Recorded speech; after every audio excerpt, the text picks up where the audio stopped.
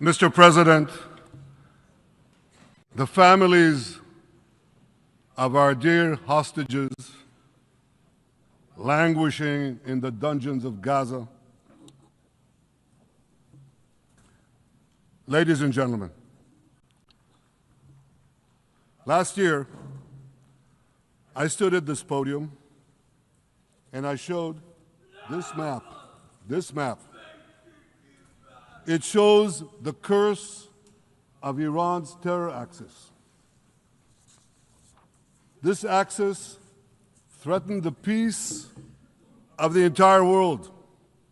It threatened the stability of our region and the very existence of my country, Israel. Iran was rapidly developing a massive nuclear weapons program and a massive ballistic missile program. These were meant not only to destroy Israel, they were meant also to threaten the United States and blackmail nations everywhere. From Gaza, Yahya Sinwar dispatched waves of Hamas terrorists. They stormed into Israel on October 7th and committed acts of unspeakable savagery. From Lebanon, Hassan Nasrallah had launched thousands of missiles and rockets at our cities, terrorizing our citizens. In Syria, the murderous dictator Assad hosted Iran's forces, tightening a noose of death around our throats. In Yemen, the Houthis launched ballistic missiles at Israel while choking global trade at the mouth of the Red Sea. So what's happened over the past year? We've hammered the Houthis, including yesterday. We crushed the bulk of Hamas's terror machine. We crippled Hezbollah, taking out most of its leaders and much of its weapons arsenal. You remember those beepers, the pagers? We paged Hezbollah, and believe me, they got the message. And thousands of terrorists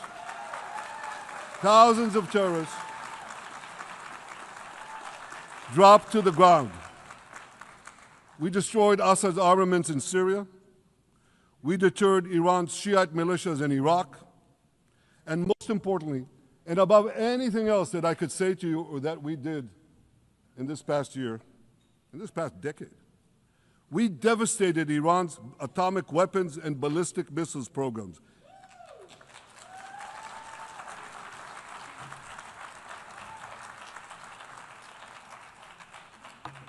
So here's where things stand today. Half the Houthi leadership in Yemen, gone. Yahya Sinwar in Gaza, gone. Hassan Nasrallah in Lebanon, gone. The Assad regime in Syria, gone. Those militias in Iraq, well, they're still deterred. And their leaders, if they attack Israel, will also be gone. And for Iran's top military commanders and its top atomic bomb scientists, well, they're gone too.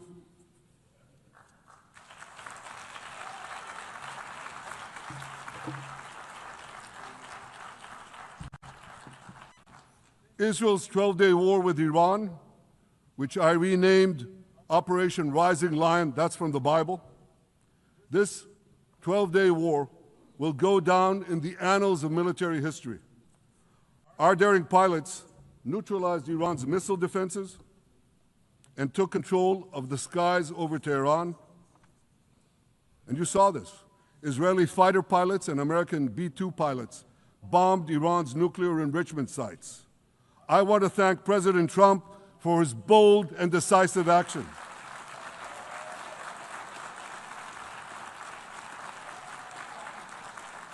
President Trump and I promised to prevent Iran from developing nuclear weapons, and we delivered on that promise.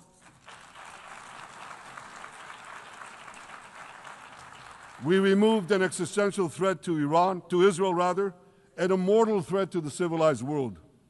We lifted a dark cloud that could have claimed millions and millions of lives. But, ladies and gentlemen, we must remain vigilant. We must remain absolutely clear-minded and vigilant. We must not allow Iran to rebuild its military nuclear capacities. Iran's stockpiles of enriched uranium, these stockpiles must be eliminated. And tomorrow, UN Security Council sanctions on Iran must be snapped back.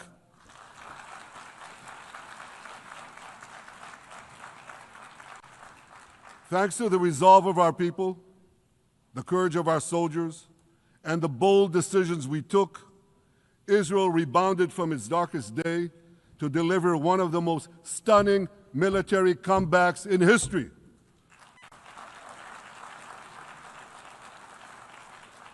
But we're not done yet. The final elements, the final remnants of Hamas are holed up in Gaza City.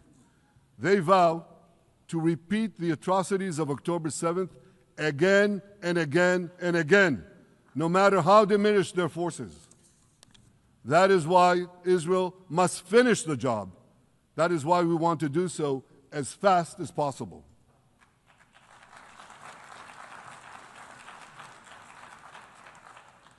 Ladies and gentlemen, much of the world no longer remembers October 7th. But we remember. Israel remembers October 7th. On that day, well, I'll tell you, you can remember October 7th too. You see this large pin here? It's a QR code. What I ask you to do is hold up your phones, zoom in, and you too will see why we fight and why we must win. It's all in here. On October 7th, Hamas carried out the worst attack on Jews since the Holocaust. They slaughtered 1,200 innocent people, including over 40 Americans and foreign nationals from dozens of countries represented here. They beheaded men. They raped women. They burnt babies alive. They burnt babies alive in front of their parents. What monsters. And these monsters took more than 250 people hostage. And those included Holocaust survivors, grandmothers and their grandchildren. Who takes hostage grandmothers and grandchildren? Hamas does. So far, we've brought home 207 of these hostages, but 48 still remain in the dungeons of Gaza. 20 of them are alive, starved, tortured, deprived of any daylight, deprived of humanity.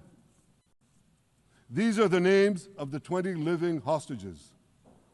Matan Angrest, Gali and Zerv Berman, brothers, Elkanah Buchbot, Rom Braslavsky, Nimrod Cohen, Ariel and David Cunyo, another pair of brothers, Guy Gilboa Dalal, Evyatar David. You saw the picture of Evyatar David, emaciated, forced to dig his own grave. Maxim Herkin, Eitan Horn, Segev Kalfon, Bar Kupperstein, Omri Meran, Eitan Moore, Yosef Chaim Ochana, Alon Ohel, Avinatam Or, and Matan Tsengarker. Now, ladies and gentlemen, I want to do something I've never done before. I want to speak from this forum directly to those hostages through loudspeakers. I've surrounded Gaza with massive loudspeakers connected to this microphone in the hope that our dear hostages will hear my message. And I'll say it first in Hebrew and then in English. Achenu hagiburim, מדבר ראש הממשלה בנימין נתניהו. אני פונה עליכם מעל בימת האו"ם. לא שכחנו אתכם, אפילו לא לשנייה. העם כולו איתכם, ואנחנו לא נשקוט ולא נרפה עד שנחזיר את כולכם הביתה, החיים והחללים כאחד.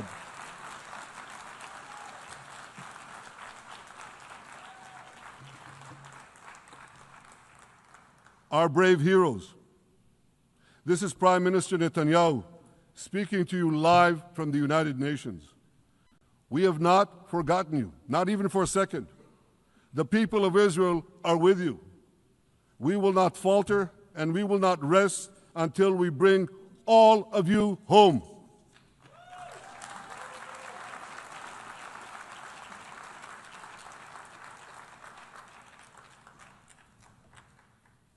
Ladies and gentlemen, thanks to special efforts by Israeli intelligence, my words are now also being carried. They're streamed live to the cell phones of Gazans.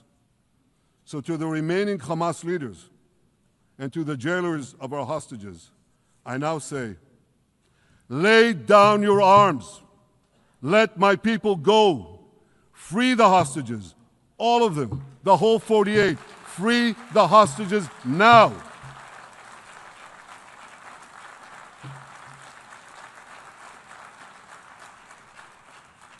If you do, you will live. If you don't, Israel will hunt you down. Ladies and gentlemen, if Hamas agrees to our demands, the war could end right now. Gaza would be demilitarized, Israel would retain overriding security control, and a peaceful civilian authority would be established by Gazans and others committed to peace with Israel. And of course, you understand that the war in Gaza has affected every Israeli. But I'm sure there are people in New York or in London or in Melbourne and elsewhere who are probably thinking, what does all of this have to do with me? And the answer is everything. Because our enemies are your enemies. So let's do something else. So first at the UN, let's do a pop quiz. And raise your hand if you know the answer. Here's the first question. Who shouts death to America? Is it A, Iran, B, Hamas, C, Hezbollah, D, the Houthis, or E, all of the above? All of the above. Correct, all of the above. Second question. Who has murdered Americans and Europeans in cold blood? Is it A, Al-Qaeda, B, Hamas, C, Hezbollah, D, Iran, or E, all of the above? All of the above. Correct. Again. So here's the point I wanted to make. Our enemies hate all of us with equal venom. They want to drag the modern world back to the past, to a dark age of violence, fanaticism, and terror. I think many of you are already feeling in your own societies the radical Islamist surge. You know, I'm sure you do, you know deep down that Israel is fighting your fight. So I want to tell you a secret. Behind closed doors, many of the leaders who publicly condemn us privately thank us. They tell me how much they value Israel's superb intelligence services that have prevented time and again terrorist attacks in their capitals, time and again saving countless lives. General George Keegan, former head of U.S. Air Force intelligence, once said, if the United States had to gather on its own the intelligence that Israel gives us, we would have to establish 5 CIAs. 5 CIAs.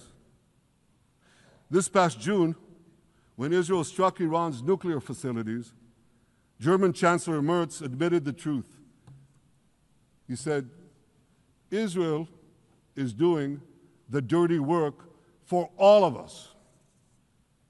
President Trump understands better than any other leader that Israel and America face a common threat. He showed the world that when Iran and its proxies murder Americans, take Americans hostage, shout death to America, burn American flags, and try to assassinate the President of the United States, not once, but twice. He showed them there is a price to pay for all that.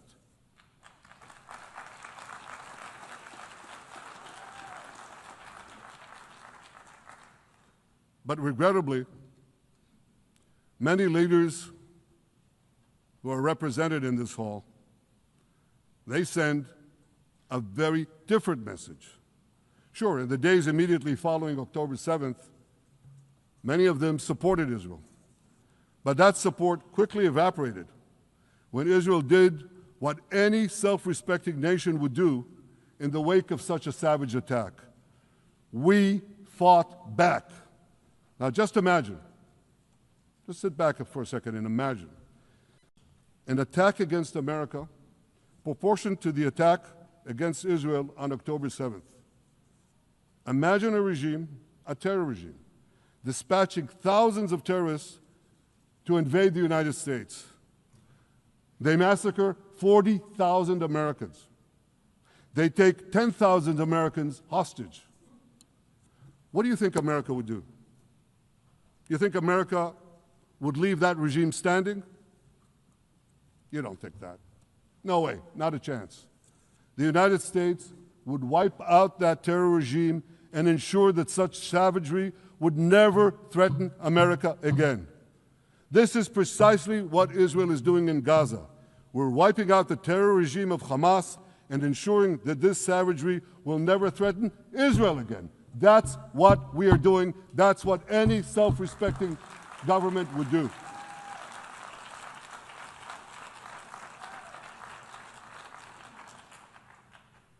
Yet, and it's a yet that I'm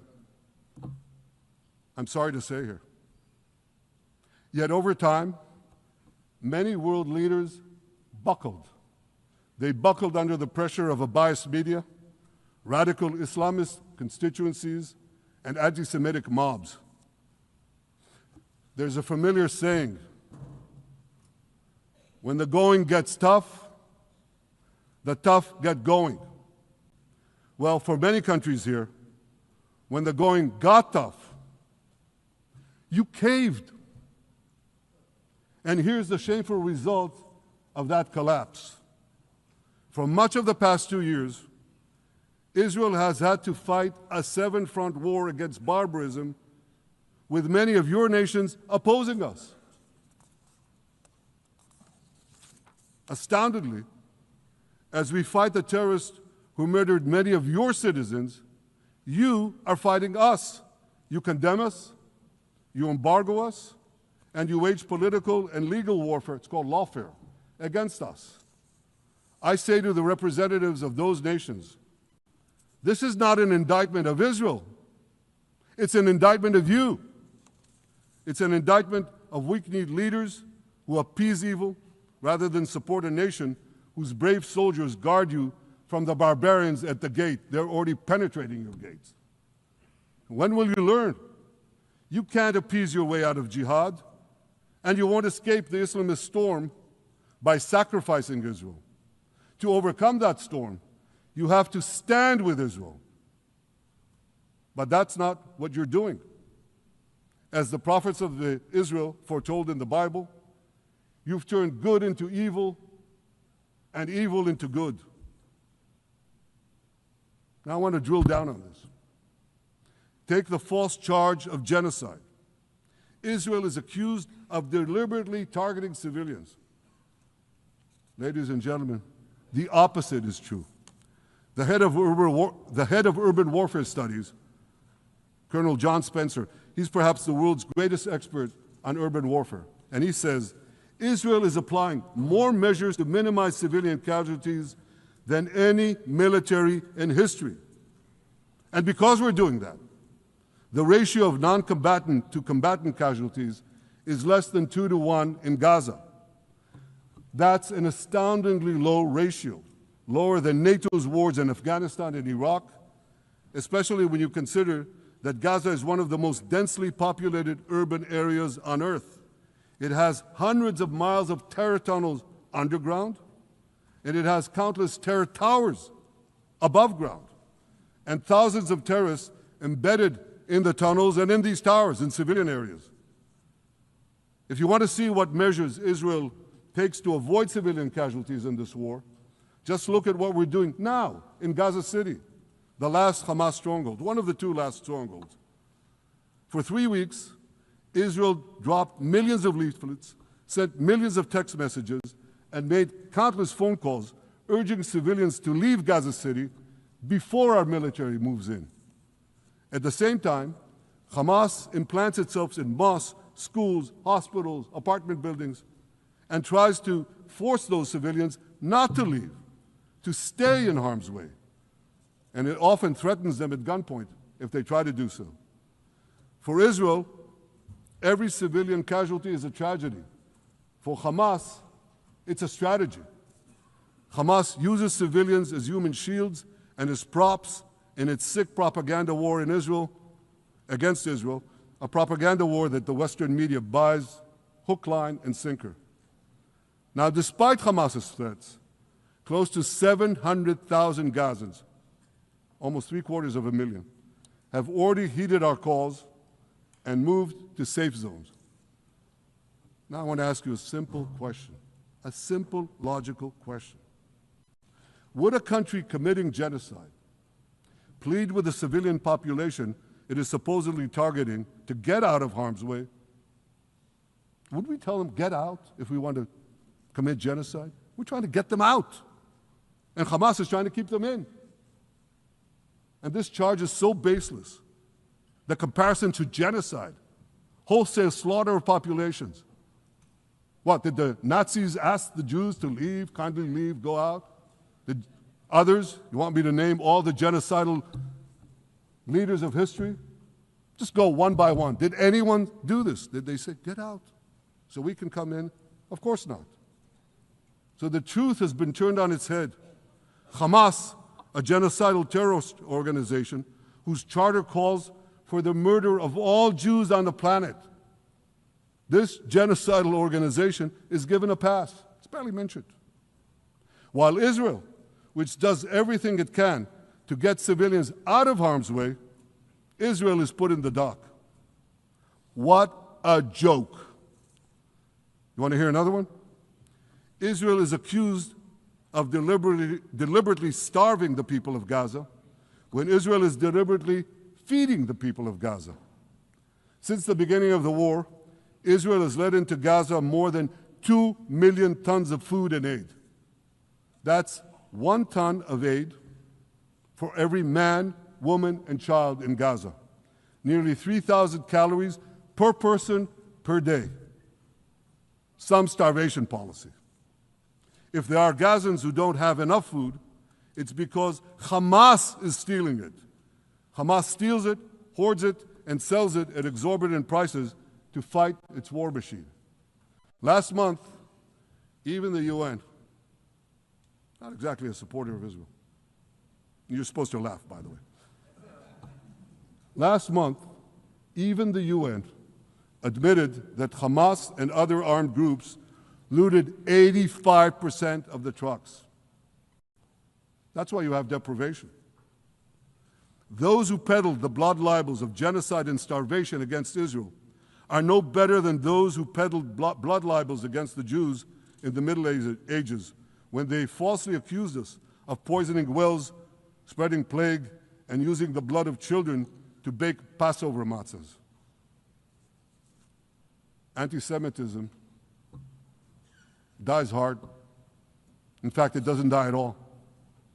It just keeps coming back with its libelous lies, refurbished, regurgitated over and over again. And I want to tell you something else. These anti-Semitic lies, they have consequences. In recent months, Jews have been assaulted in Canada, Australia, Britain, France, the Netherlands, and elsewhere.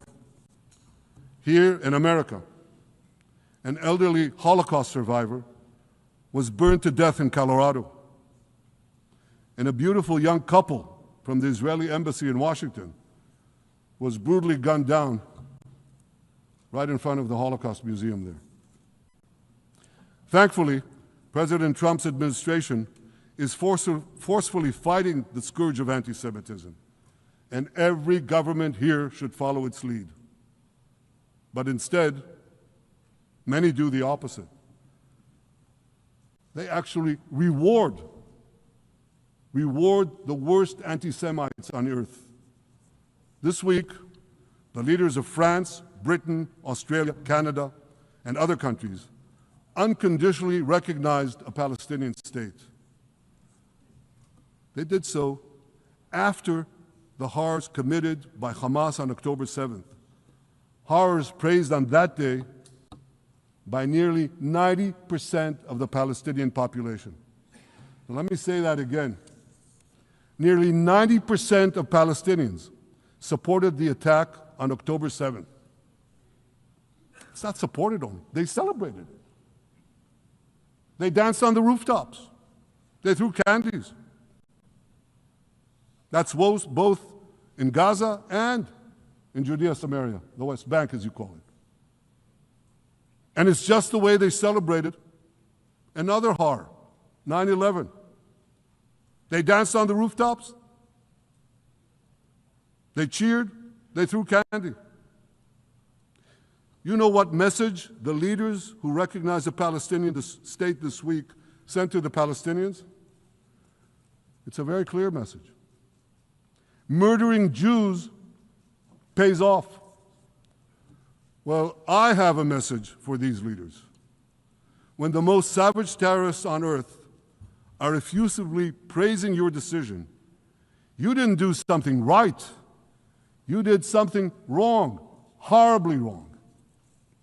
Your disgraceful decision will encourage terrorism against Jews and against innocent people everywhere. It will be a mark of shame on all of you. But wait a minute, Mr. Prime Minister, they tell me. Wait a minute. We believe in a two-state solution where the Jewish state of Israel will live side by side in peace with the Palestinian state. There's only one problem with that. The Palestinians, they don't believe in this solution. They never have. They don't want a state next to Israel. They want a Palestinian state instead of Israel. And that's why every time they were offered a Palestinian state, but were required to end the conflict with Israel and recognize the Jewish state, every time, over the decades, they turned it down. And that is why every time they were given territory, they used it to attack us. In fact, they effectively had a Palestinian state in Gaza. So what did they do with that state? Peace? Coexistence? No. They attacked us time and time again. Totally unprovoked. They fired rockets into our cities. They murdered our children. They turned Gaza into a terror base from which they committed the October 7th massacre. So here's the uncomfortable truth. The persistent Palestinian rejection of a Jewish state in any boundary is what has driven this conflict for over a century. It is still driving it. It's not the absence of a Palestinian state. It's the presence and existence of a Jewish state. And I find it amazing,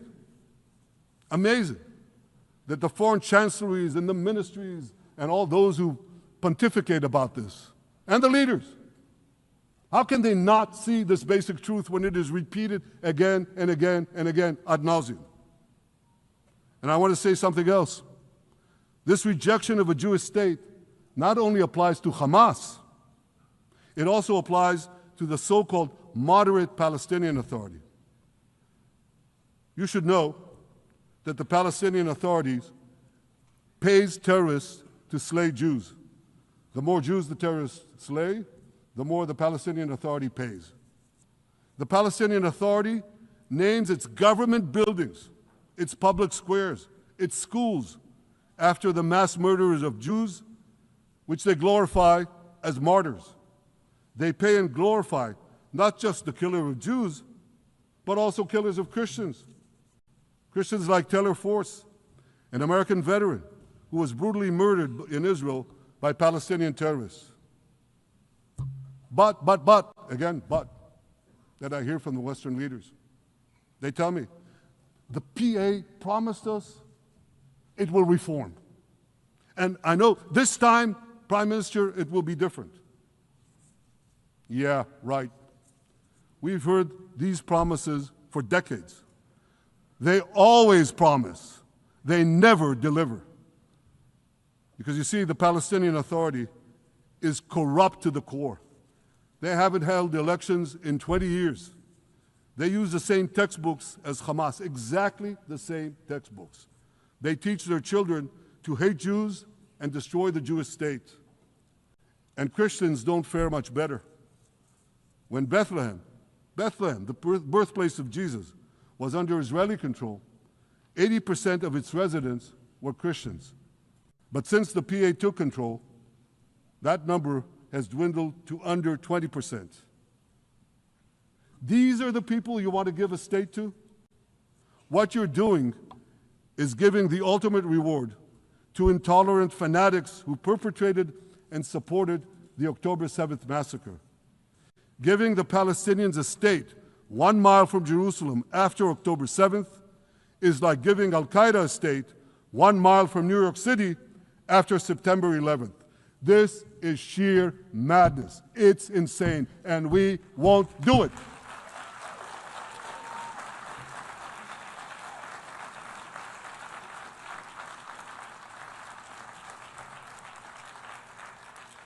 So here's another message to those Western leaders. Israel will not allow you to shove a terrorist state down our throats. We will not commit national suicide because you don't have the guts to face down a hostile media and anti-Semitic mobs demanding Israel's blood. And I want you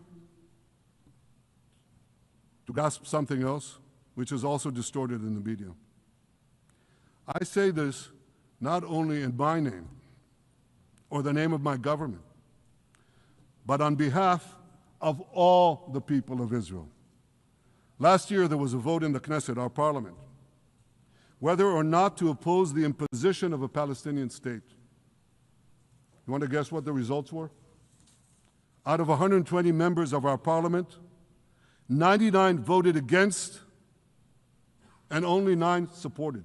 That's over 90%. It's not a fringe group. It's not the prime minister who himself is extreme or he's held hostage by extreme parties to his right. It's over 90% of Israelis. My opposition to a Palestinian state is not simply my policies or my government's policy. It's the policy of the state and people of the state of Israel.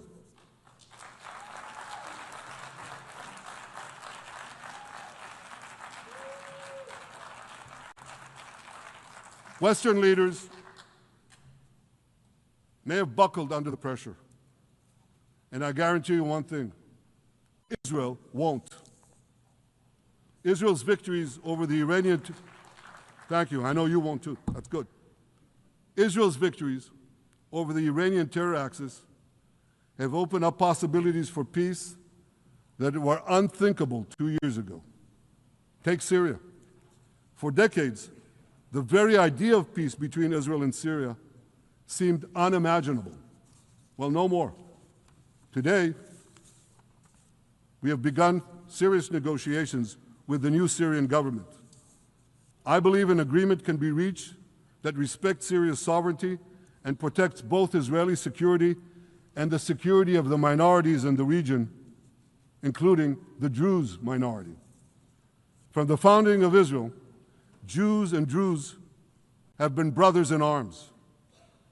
We have fought together, we've bled together, we built our lives together. When I was a young commander in Israel's Special Forces, my own life was saved by the invaluable advice given to me by a great friend, Salim Shufi, a heroic Druze IDF veteran. And that's why I couldn't sit idly by, nor could Israel sit idly by, while the Druze were being slaughtered by jihadists. And I instructed our forces to stop the massacre, which they promptly did. Peace between Israel and Lebanon is possible as well. I call on the Lebanese government to also begin direct negotiations with Israel. I commend it for its declared aim to disarm Hezbollah. But we need more than words. If Lebanon takes genuine and sustained action to disarm Hezbollah, I'm sure we can achieve a sustainable peace. Of course, until that happens, we will take whatever action we need to defend ourselves and to maintain the conditions of the ceasefire which was established in Lebanon. Our goal is not merely to monitor Hezbollah's actions, but to prevent them from violating the ceasefire and attacking us at any time. But I'm sure that if the Lebanese government persists in its goal of disarming Hezbollah, peace will come very speedily and very readily. Victory over Hezbollah has made peace possible with our two Arab neighbors in the north. Victory over Hamas will make peace possible with nations throughout the Arab and Muslim world.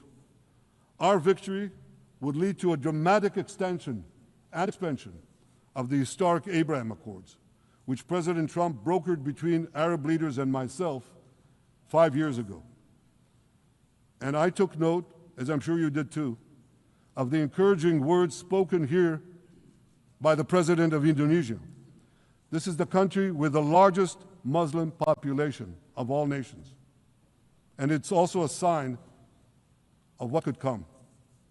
Forward-looking Arabs and Muslim leaders know that cooperating with Israel will provide them with groundbreaking Israeli technologies, including in medicine and science, in agriculture and water, in defense and AI, and so many other fields. I believe that in the coming years, the Middle East will look dramatically different. Many of those who wage war on Israel today will be gone tomorrow. Brave peacemakers will take their place. And nowhere will this be more true than in Iran. The long-suffering Iranian people will regain their freedom. They will make Iran great again. And our two ancient peoples,